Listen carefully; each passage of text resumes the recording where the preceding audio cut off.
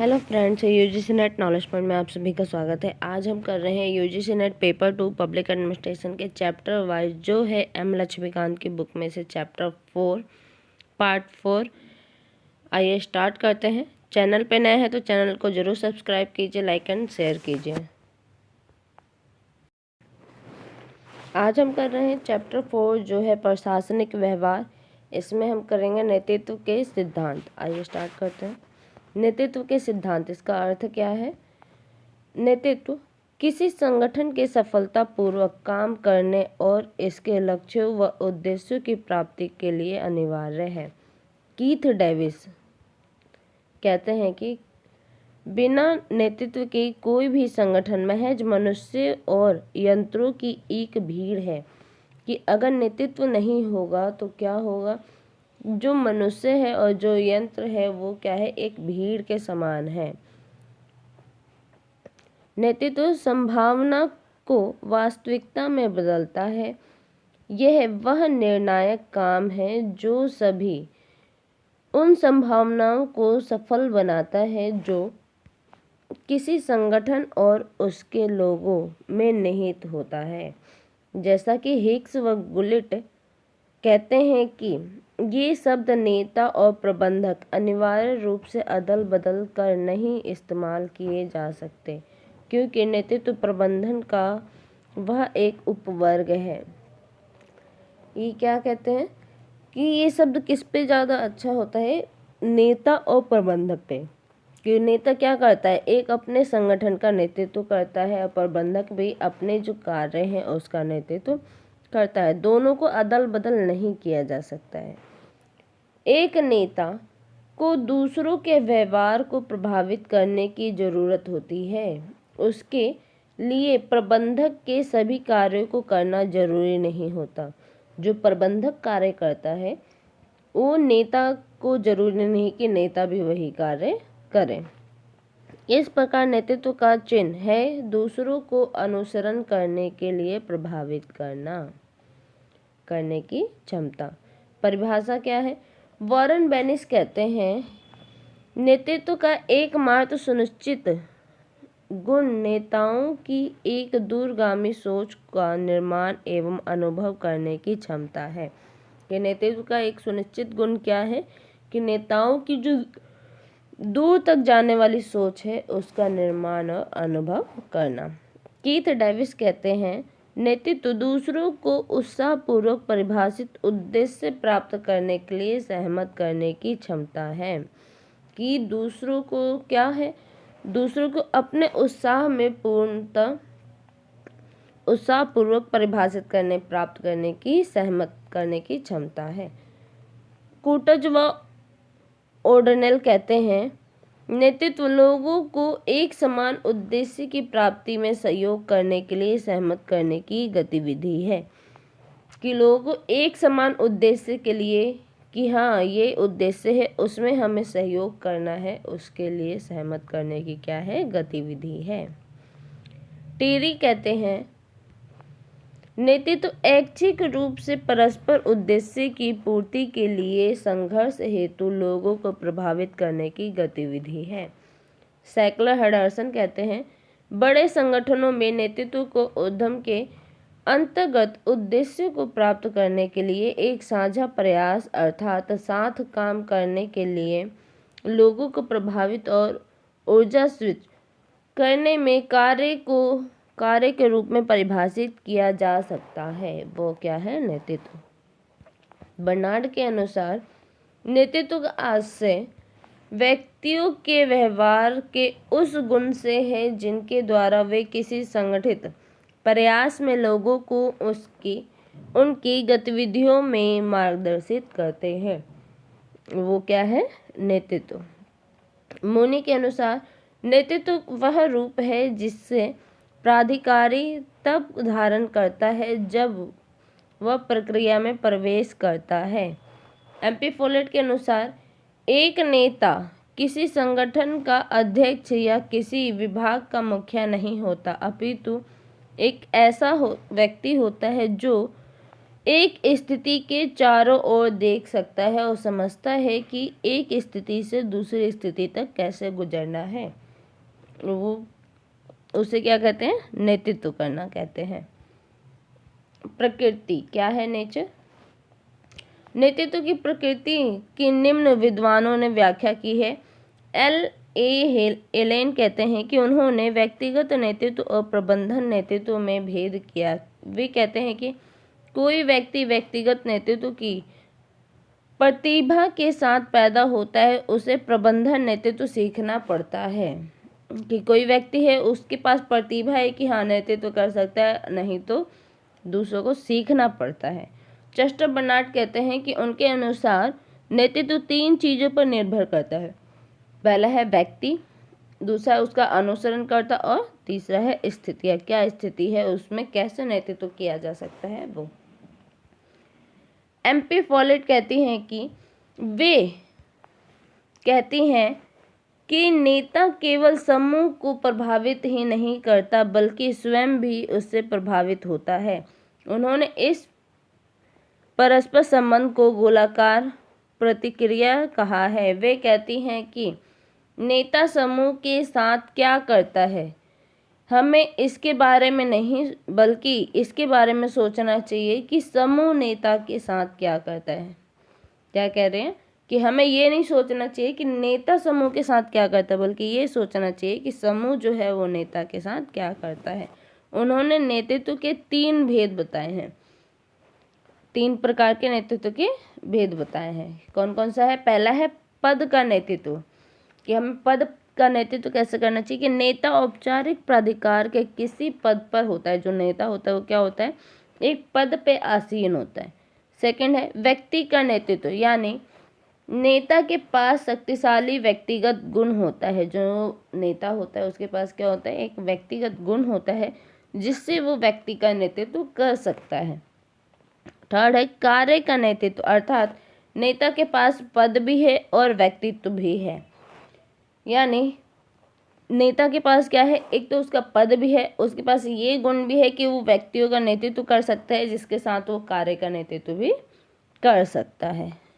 Folate ने टिप्पणी करी कि केवल वे लोग जिनके पास कार्यात्मक ज्ञान है आधुनिक संगठनों में नेतृत्व करते हैं, न कि वे लोग जिनके पास औपचारिक प्राधिकार या व्यक्तित्व होता है। वे लिखती हैं, विशेष स्थितियों द्वारा मांग किए जाने वाला ज्ञान रखने वाला मनुष्य सर्वश्रेष्ठ प्रबंधित कारोबार में और जब अन्य चीज़ों समान हो उस क्षण पर नेता बन जाता है। मिलेट कहते हैं नेतृत्व अक्सर परिस्थितियों द्वारा बनता है और बिगड़ता है। नेतृत्व क्या है? कि परिस्थितियों द्वारा बनता है और बिगड़ता है। उनके अनुसार नेतृत्व की अनिवार्य परिस्थिति दोहरी है, राजनीतिक और संस्थागत। प्रशासनिक नेतृत्व की राजनीति स्थितियों का अर्थ बाहरी राजनीति निर्देशन और नियंत्रण के प्रति क्रियाशील होना है। दूसरा है कि प्रशासनिक नेतृत्व के संस्थागत स्थितियों का अर्थ है किसी प्रशासनिक एजेंसी को वास्तविक सुचारू व्यवस्था में रखने के आंतरिक कार्य की जरूरत के प्रति प्रतिक्रियाशील होने की आवश्यकता होती है। कार्ट्स व कान कहते हैं नेतृत्व के मर्म का नाता प्रभावी वृद्धि से होता है जो रूटीन से परे होती है और उन सीमाओं से आगे शक्ति के आधारों से संबंधित स्थापित करती है जिनका जितना सांगठनिक तौर पर मान्यता होती है। प्रभाव क्या है इसके? प्रभाव के स्रोत तो जॉन फ्रेंच और बर्ट्रम रेवन ने नेतृत्व के आधारों पर नेता के प्रभाव या शक्तियों के 5 स्रोतों को प्रस्तावित किया है। कौन कौन से 5 स्रोत? तो सबसे पहला है बाध्यकारी शक्ति, यानी किसी में बाधित। यह भय पर आधारित होती है। यह नेता की सौंपे गए कार्यों को पूरा न करने वाले अपने अनुयायियों को दंडित करने की क्षमता होती है। उदाहरण के निलंबन कर सकता है, वेतन की कटौती कर सकता है और पदोन्नति कर सकता है, पद से भी हटा सकता है।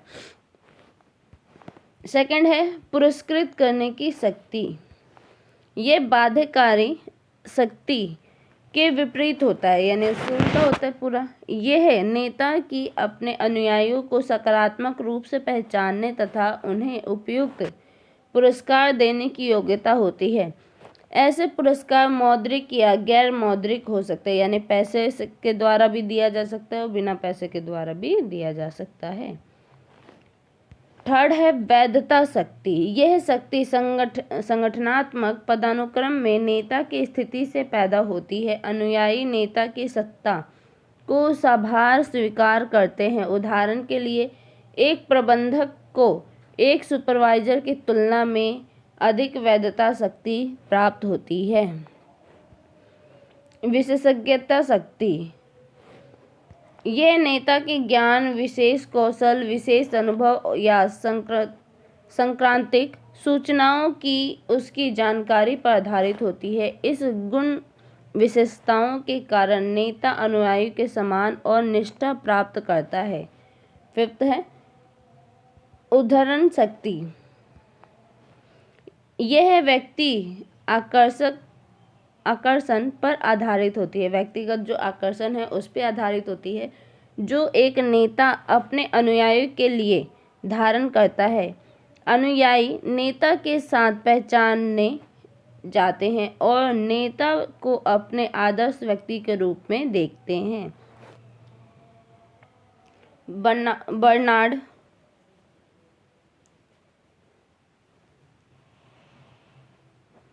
ने बाध्यकारी शक्ति, पुरस्कार शक्ति और वैध शक्ति को पद, स्थिति, सत्ता की श्रेणी में रखा है तथा विशेषज्ञता शक्ति और उद्धरण शक्ति को व्यक्तिगत सत्ता की श्रेणी में रखा है।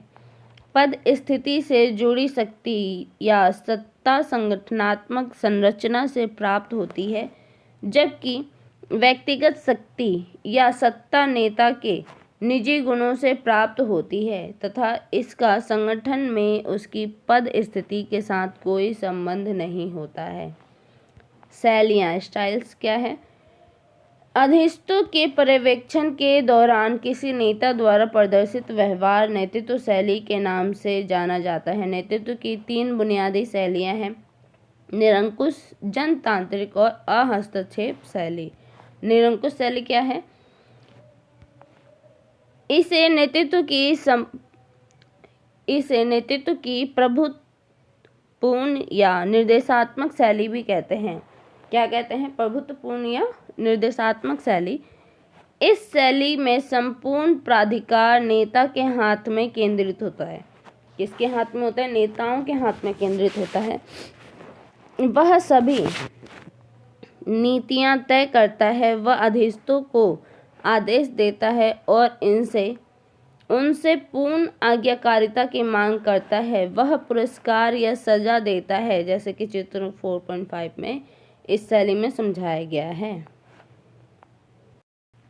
जैसा कि इस डायग्राम में दिखाया गया है कि एक लीडर है और लीडर के इर्द गिर्द क्या है? सब ऑर्डिनेट्स है, यानी उसके यह नेतृत्व की निरंकुश शैली। एक लीडर, उसके इर्द गिर्द उसकी जो। अब हम पढ़ेंगे जनतांत्रिक शैली। क्या है जनतांत्रिक शैली?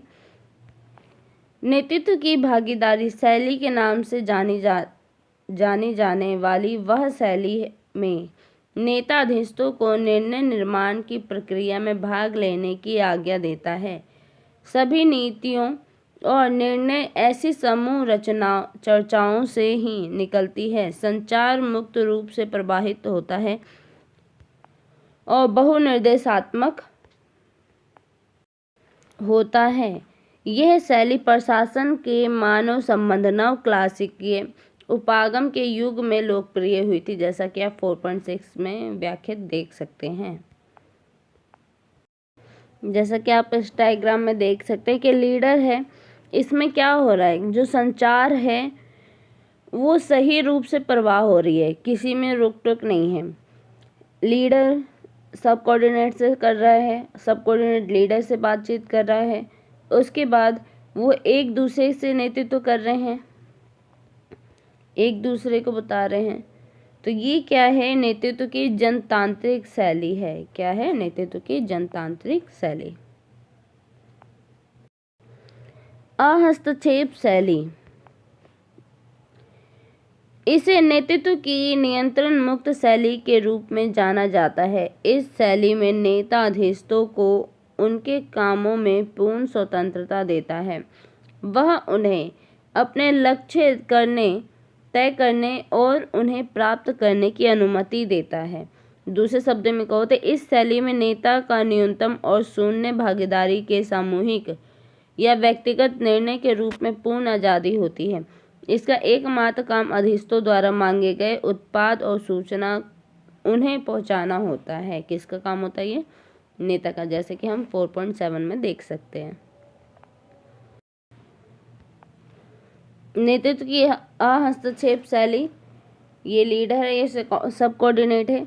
क्या है? बस लीडर का क्या काम है? वो लोगों की देख रेख कर सकता है, ज़्यादा हस्तक्षेप करने की उसको ज़रूरत नहीं है। और उसके बाद सब कोऑर्डिनेट अपने से ही कार्य करेंगे।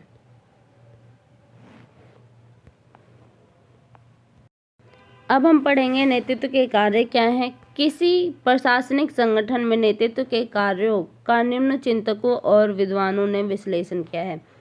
फिलिप सेल्जनिक कहते हैं कि उनके अनुसार सांगठनिक नेतृत्व के कामों में निम्न कार्य शामिल हैं। कौन कौन से कार्य शामिल हैं? पहला है संस्थागत अभियान व भूमिका को परिभाषित करना, सांगठनिक लक्ष्य तय करना और नीतियों का निर्धारण करना। सेकंड है उद्देश्य का संस्थागत समावेश, अर्थात नीति के अर्थ का संगठन के निम्न स्तरों तक रिस्क कर जाने में मदद करना। थर्ड है संस्थागत अखंडता की रक्षा, अर्थात संगठन के मूल अर्थों और अलग पहचान को कायम रखना। फोर्थ है आंतरिक विवादों की व्यवस्था, अर्थात संगठन में प्रतियोगी हितों के बीच संतुलन कायम करना। हिक्स व गुलेट कहते हैं उन्होंने नेता के निम्न 8 कार्यों की पहचान की है। क्या क्या नेता के काम है? तो पहला है सदस्यों को सांगठनिक उद्देश्य देना। सेकंड है सांगठनिक सदस्यों के बीच विवाद में निर्णायक भूमिका निभाना। थर्ड है अधीनस्थों को, जो सब कोऑर्डिनेट है, उसको सक्रिय करने में उत्प्रेरक की भूमिका निभाना। फोर्थ है अधीनस्थों को विचार सुझाना कि क्या कार्य करना है क्या नहीं। फिफ्थ है अधीनस्थों को सांगठनिक लक्ष्यों की पूर्ति के लिए प्रभावी ढंग से काम करने के लिए प्रेरित करना। सिक्स्थ है उनकी पहचान और सम्मान संबंधी आवश्यकताओं को पूरा करने के लिए अधीनस्थों की प्रशंसा करना। सेवंथ है अनुसरणकर्ताओं की समस्याओं का सामना करने की स्थितियों में सुरक्षा देना। 8 है संगठन के प्रतीक के रूप में कार्य करना और दूसरों के सामने संगठन का प्रतिनिधित्व करना। चेस्टर बर्नार्ड कहते हैं नेता के निम्न 4 कार्य हैं। अब इन्होंने 4 कार्य बताए हैं। पहला है उद्देश्य का निर्धारण करना। सेकंड है साधनों का कुशल प्रयोग करना। थर्ड है कार्यवाही के साधनों का नियंत्रण करना। और फोर्थ है समन्वित कार्यों की प्रेरणा करना। फॉलेट के अनुसार वो कहते हैं कि एक नेता को निम्न 3 कार्य करने चाहिए। कौन से कार्य करने चाहिए? 3। तालमेल बनाए रखना चाहिए, उद्देश्य की परिभाषा निहित करनी चाहिए और पूर्वानुमान लगाना चाहिए। F.E. फीडलर कहते हैं कि उन्होंने नेतृत्व के निम्नलिखित कार्यों का उल्लेख किया है। कौन कौन से कार्य हैं? 2 कार्य बताए हैं। समूह गतिविधि को निर्देशित करना और समूह गतिविधि को समन्वित करना, उसको निर्देश देना और उसको समन्वित करना। फिप्ना व शेरवुड उन्होंने एक नेता को संगठन के व्यवहार और संशोधित करने वाले व्यक्ति की संज्ञा दी है। उनके अनुसार यदि आपके नेतृत्व कार्य के लिए सही व्यक्ति मिल जाता है तो आपकी सारी समस्याएं हल हो जाती है। अगर आपको एक सही नेता मिल जाता है तो आपके यहाँ पे जितनी भी समस्याएं हैं वो क्या है? हल हो जाएगी। गुण क्या है, क्वालिटी क्या है? तो नेतृत्व के गुणों की विभिन्न चिंतकों द्वारा निर्मित सूची निम्नलिखित है। सबसे पहला है चेस्टर बर्नार्ड कहते हैं कि एक नेता में निम्न 4 गुण होने चाहिए। महत्व के क्रम गुण के बताए हैं कि उसमें क्या होना चाहिए, 4 गुण होना चाहिए। कौन कौन से होने चाहिए? तो सबसे पहला है जीव क्षमता और सहन शक्ति होनी चाहिए, निर्णायकता होना चाहिए, अनुकरणीयता होना चाहिए, जिम्मेदारी और बौद्धिक क्षमता होनी चाहिए। बर्नार्ड ने बौद्धिकता को क्रम के महत्व के क्रम में चौथा नेतृत्व गुण माना है, क्योंकि वे मानते हैं कि नेता की जिम्मेदारी और निर्णायकता में बाधा पैदा करती है। नेता जो है उसकी जो जिम्मेदारी है उसके निर्णय लेने में उसको बाधा पैदा करती है। पॉल एच एपलबी कहते हैं, उनके अनुसार एक अच्छे प्रशासक में जिम्मेदारियां लेने की इच्छा होनी चाहिए। सेकंड है एक अच्छा प्रशासक को निरंतर व्यक्तिगत विकास का प्रदर्शन करना चाहिए। थर्ड है एक अच्छे प्रशासक का कार्यवाही के प्रति नियम निष्ठा होना आवश्यक है। फोर्थ है वह एक अच्छा श्रोता होता है जो मुख्य सवाल पूछता है। फिफ्थ है वह हर तरह के लोगों के साथ अच्छी तरह काम करता है। सिक्स्थ है वह सबसे उपयुक्त अधिष्ठों प्राप्त करने का प्रयास करता है। सेवन्थ है संस्थागत स्रोतों का प्रयोग करता है, खुद ही सब कुछ कर और जान लेने की कोशिश नहीं करता। वो सब कुछ करने की कोशिश करता है पर उसको जानने की कोशिश नहीं करता। 8 पॉइंट है शक्ति का प्रवाह इसलिए करता है क्योंकि यह प्रभाविकता बढ़ाती है, मुख्य रूप से एक संरक्षित संपदा के रूप में। 9th है वह आत्मविश्वास वाला होता है और अपनी सीमाओं और गलतियों को स्वीकारने में तत्पर होता है। 10 पॉइंट है बुरी और अच्छी दोनों खबरों का स्वागत करता है। 11 पॉइंट है अधिष्ठों की श्रेष्ठों जितनी ही इज्जत करता है, जो अधिष्ठ होते हैं उसको अपने बड़ों से भी ज़्यादा इज्जत करता है, उतना ही इज्जत करता है। 12 पॉइंट है लगातार संस्थागत प्रदर्शन को सुधारने का प्रयास करता है।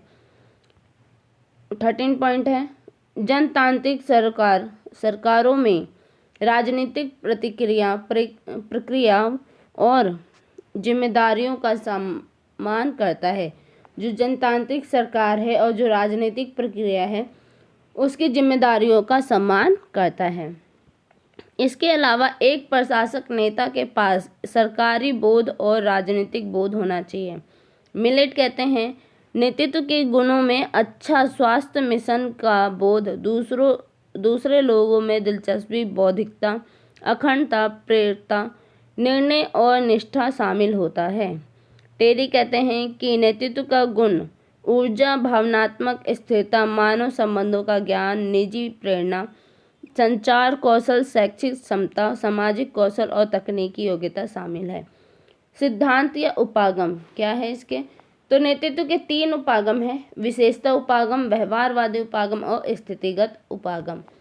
विशेषता उपागम क्या कहता है कि यह उपागम कहता है कोई व्यक्ति अपनी विशेषताओं की वजह से नेता बनता है। इसका सरोकार नेताओं के व्यक्तिगत की विशेषताओं की पहचान से है कि जो व्यक्ति है वो क्या उसमें कोई विशेषता होती है जिसके कारण वो नेता बनता है और उसी से वो पहचाना जाता है।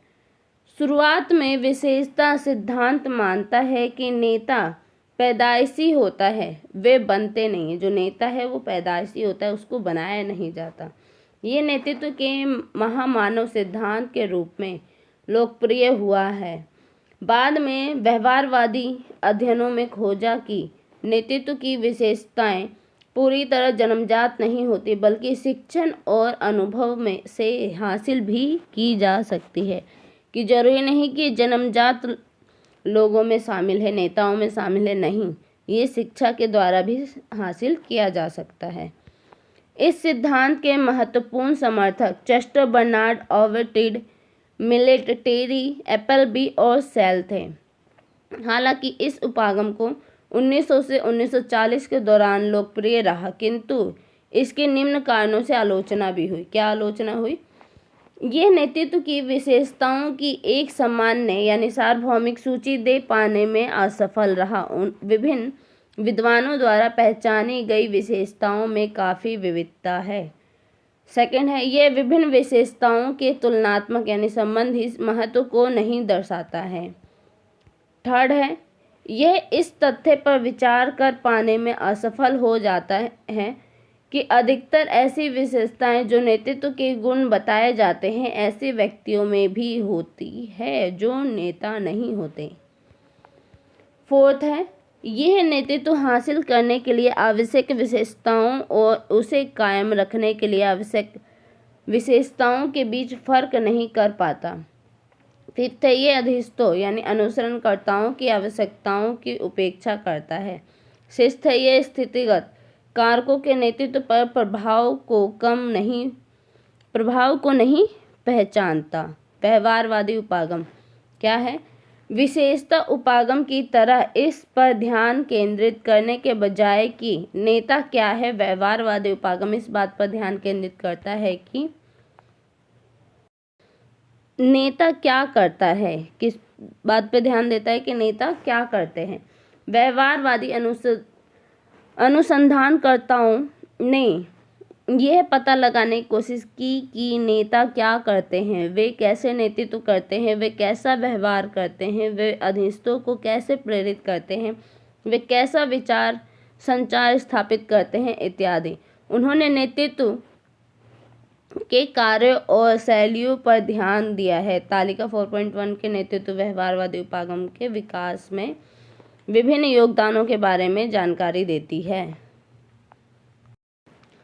नेतृत्व के व्यवहारवादी सिद्धांत क्या है? अध्ययन और मॉडल व वर्ष से जुड़े व्यक्ति और पहचाने के नेतृत्व शैली के कारक और क्या है सर्वाधिक प्रभावी नेतृत्व शैली। सबसे पहला है अयोवा विश्वविद्यालय नेतृत्व अध्ययन। अयोवा विश्वविद्यालय नेतृत्व अध्ययन 1930 के उत्तरार्ध कर्ट लेविन, रोनाल्ड लिप्ट व रॉल्फ व्हाइट के अनुसार क्या है, क्या पहचाने की उसमें निर्देशात्मक, जनतांत्रिक व मुक्त व्यापार और सर्वाधिक प्रभावी नेतृत्व शैली कैसी थी? जनतांत्रिक। सेकंड है ओहियो राजकीय विश्वविद्यालय अध्ययन नेतृत्व 1945 E.A. फिलिसमैन, E.F. हैरी व H.E. बर्ट के द्वारा पहली संरचना निर्देशात्मक प्रकार की व विचार जो भागीदारी प्रकार की थी। क्या सर्वाधिक प्रभावी नेता शैली थी, नेतृत्व शैली थी? तो पहलकारी संरचना और उच्च विचार संरचना का मिश्रण था। थर्ड है मिशिगन विश्वविद्यालय नेतृत्व अध्ययन 1946 रेसी सिलेक्टस व सहयोगी, जो रेसी सिलेक्टस थे उनके सहयोगी द्वारा उत्पादन केंद्रित व कर्मचारी केंद्रित, यानी ये किस पे था? कर्मचारी केंद्रित नेतृत्व था। फोर्थ है प्रबंधन नेतृत्व के 4 तंत्र 1961 में हुआ था, जिन्होंने रेसी सिलेक्टस तंत्र जो 3 है परामर्शीय और तंत्र 4 जो है भागीदारी समूह के जनतांत्रिक, उसके बारे में बताया था। तो तंत्र फर्स्ट शोषक निर्देशात्मक और तंत्र सेकंड उदार निर्देशात्मक, जिसमें तंत्र 4 भागीदारी समूह या जनतांत्रिक शैली शामिल थी।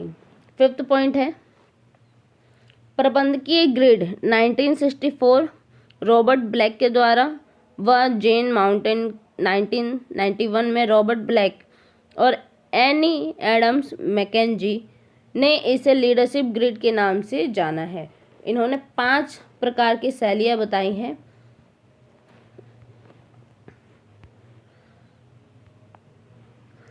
दरिद्र यानी उत्पादन और जनता के लिए कम सरोकार। सेकंड है देश क्लब यानी उत्पादन के लिए कम और जनता के लिए ज़्यादा सरोकार। काम उत्पादन के लिए ज़्यादा और जनता के लिए कम सरोकार। फोर्थ है मध्य मार्ग उत्पादन और जनता के लिए मध्यम सरोकार। और फिफ्थ है टीम उत्पादन और जनता दोनों के लिए उच्च सरोकार। इसमें क्या बताया है इन्होंने? टीम नेतृत्व बताया है। उत्पादन और जनता दोनों के लिए उच्च सरोकार। सेकंड है स्थितिगत उपागम। क्या बताया इसमें कि विशेषता और व्यवहारवादी दोनों ही उपागम नेतृत्व की एक संपूर्ण और संतोषजनक सिद्धांत दे पाने में असफल रहे, क्योंकि उन्होंने नेतृत्व की प्रभाविकता के निर्धारण में स्थितिगत कारकों की उपेक्षा की। इसलिए अनुसंधानकर्ता ने अपना ध्यान नेतृत्व के स्थितिगत आयाम की तरफ मोड़ा। उन्होंने बल देकर कहा कि नेतृत्व को प्रभावित नेता की विशेषताओं और व्यवहार के अतिरिक्त विभिन्न स्थितिगत कारकों द्वारा निर्धारित होती है, कि सिर्फ नेता ही प्रभावित नहीं करते, जो अन्य कारक है वो भी उसे प्रभावित करते हैं। यह उपागम मानता है कि नेतृत्व विभिन्न स्थितिगत परिवर्ती कारकों से प्रभावित होता है, इसलिए एक स्थिति से दूसरी स्थिति में भिन्न होता है। ये नेतृत्व को नेता, अनुसरणकर्ता, कार्य स्थिति, परिवेश इत्यादि जैसे तमाम स्थितिगत परिवर्ती कारकों के गतिमान रूप से घुलने मिलने के अर्थों में समझती है। इस तरह इस उपागम के अनुसार नेतृत्व बहुआयामी होता है।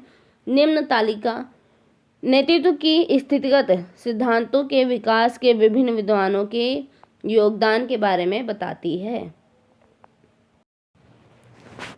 क्या बताती है?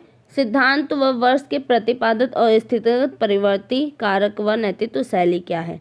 तो नेतृत्व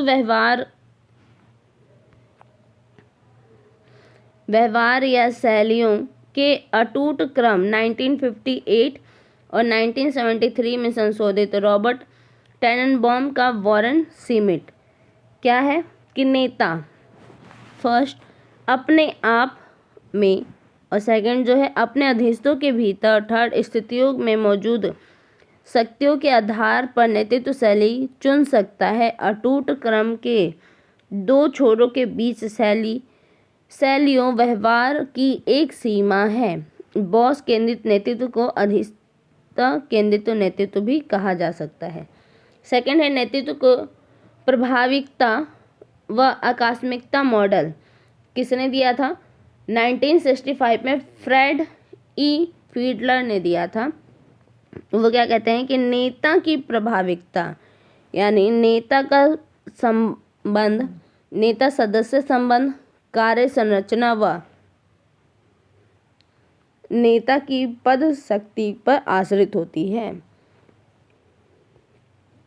थर्ड है नेतृत्व प्रभाविकता का पथ लक्ष्य सिद्धांत जो 1970 से 71 मार्टिन एवांस व रॉबर्ट हाउस के द्वारा किया गया था। तो ये प्रेरणा के प्रत्याशा सिद्धांत पर आधारित है। ये किस पर आधारित है? तो प्रेरणा के प्रत्याशा सिद्धांत पर आधारित है। नेतृत्व शैलियों यानी निर्देशात्मक, समर्थक, भागीदारी व उपलब्धि निर्देशित की प्रभाविकता दो कारक पर निर्भर करती है, अधीनस्थों के चारित्रिक गुण और परिवेशीय दबाव पर।